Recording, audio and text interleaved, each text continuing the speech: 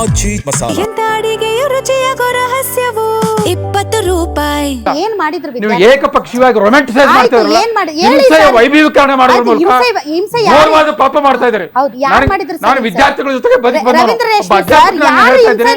ನೀವು ಯಾರು ವಿದ್ಯಾರ್ಥಿಗಳು ಮಾಡಿದ್ರು? ಸೋರಿಕೆ ಆಯ್ತು ಅಂತ ವಿದ್ಯಾರ್ಥಿಗಳು ಮಾಡಿದ್ರ ಸರ್? ರವೀಂದ್ರ ರೇಷ್ಮೆ ಸರ್ ವಿದ್ಯಾರ್ಥಿಗಳು ಮಾಡಿದ್ರ? ಸೋರಿಕೆ ಆಯ್ತು ವಿದ್ಯಾರ್ಥಿಗಳು ಹೇಳಿ, ನಾನು ಅದನ್ನ ನಿಮ್ಮನ್ನ ನೋಡಿ, ನೀವು ಒಂದು ಗುರುಸ್ಥಾನದಲ್ಲಿ ಇದ್ದೀರಿ. ಫಲಿತಾಂಶ ಕೊಟ್ಟಿದ್ದಾರೆ.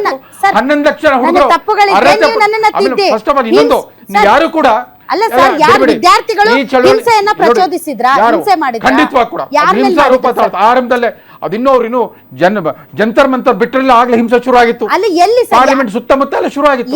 ಏನ್ ಮಾಡಿದ್ರು? ಯಾಕಂದ್ರೆ ಸಮಾಜ ವಿರೋಧ ಶಕ್ತಿಗಳು ಪ್ರವೇಶ ಮಾಡೇ ಮಾಡ್ತಾರೆ. ದಿಲ್ಲಿಯಲ್ಲಿ ನಡೆದಿರೋ ಪ್ರತಿಯೊಂದು ಸತ್ಯಾಗ್ರಹ ಹಾಳು ಮಾಡಿದ್ದೀವ್ರೆ. ಆಂಟಿಸಿಪೇಟ್ ಮಾಡ್ಬೇಕಾಗಿತ್ತು. ನಾವೇನೋ ಒಂದು ಸದುದ್ದೇಶದ ಮಾಡೋ ವಿದ್ಯಾರ್ಥಿಗಳು ಏನ್ ಮಾಡಿದ್ರು? ಹೌದು, ಇದಕ್ಕೆ ತಮಗೆ ನಿಯಂತ್ರಿಸೋಕೆ ಆಗ್ತಾ ಇರಲಿಲ್ಲ. ಆ ರೀತಿ ದೊಡ್ಡ ಪ್ರಮಾಣದ 5 ಲಕ್ಷ ದಿಲ್ಲಿ ಪ್ರವೇಶ ಮಾಡಿ ಖಂಡಿತವಾಗಿ ಆಂಟಿ ಸೋಷಿಯಲ್ ಎಲಿಮೆಂಟ್ಸ್ ಬಂದೇ ಬರ್ತಾರೆ.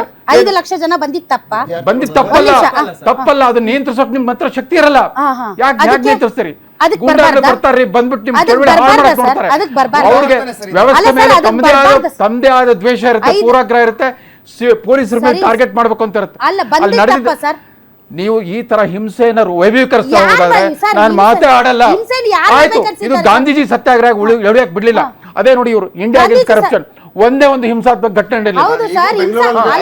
ಆಮೇಲೆ ನೀವು ತಾತ್ವಿಕವಾಗಿ ಗೆದ್ರಿ, ನೀವು ಹಂಗಾಗಿ ಬಿಡ್ಲಿಲ್ಲ.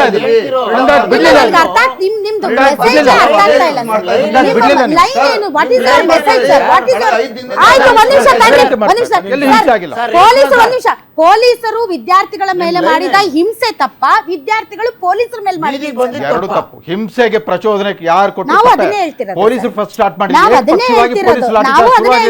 ಅಲ್ಲಿಂದ ಕಲ್ಲು ಪೊಲೀಸ್ ಬಸ್ ಯಾವಾಗ ಕೆಡವಿಬಿಟ್ಟು ಅದಕ್ಕೆ ಧ್ವಂಸ ಏನ್ ಕರೆಕ್ಟ್ ಇದೆ? ಪೊಲೀಸರು ಸುಮ್ನೆ ಕೂತಿರ್ಬೇಕಾ? ಮಾಡ್ರಿ, ಎಲ್ಲಾ ಸಾರ್ವಜನಿಕ ಆಸ್ತಿ ಪಾಸ್ತಿಗಳು ಧ್ವಂಸ ಮಾಡ್ರಿ, ಸುಮ್ನೆ ಕೂತ್ಕೋಬೇಕಾ? ಹಿಂಸೆಯನ್ನು ವೈಭವೀಕರಿಸಬೇಡಿ, ದಾರಿ ತಪ್ತಾ ಇದೆ. ಫಸ್ಟ್ ಆಫ್ ಆಲ್ ನೋಡಿ, ಈ ಚಳವಳಿಯ ನೇತಾರರು ಯಾರಾಗಿದ್ರು?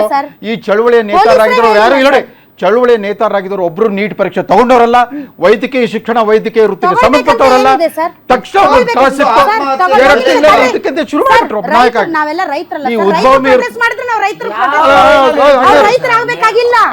ಅಲ್ಲ ಸರ್, ಈಗ ಚಂದನವನದಲ್ಲಿ ಏನಾದ್ರೂ ಕನ್ನಡದ ಸಿನಿಮಾಗಳಿಗೋಸ್ಕರ ಹೋರಾಟ ನಡೆದ ನಾವು ಹೋಗ್ತೀವಿ. ನಾವೇನ ಫಿಲ್ಮ್ ಸ್ಟಾರ್ಸ್ ಅಲ್ಲ, ಹಂಗಂತ ನೀಟ್ ಬರ್ದವ್ರೆ ಹೋಗ್ಬೇಕಂತ ಏನಿಲ್ಲ ಸರ್. ಏನಿಲ್ಲ, ನೀಟ್ ಬರ್ದವ್ರು ಅಂತ ಶಿಕ್ಷಣ ವ್ಯವಸ್ಥೆ ಸ್ವಲ್ಪ ಆದ್ರೂ ಸಂಬಂಧ ಇರಬೇಕು.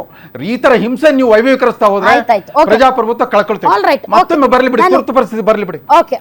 ಹೆಂಗು ಬಲಿಷ್ಠವಾದ ಆಳು ಪಕ್ಷ ನೀವು ಯಾರು ತುರ್ತು ಪರಿಸ್ಥಿತಿ ದಾರುಣತೆ ಅನುಭವಿಸಲ್ಲ.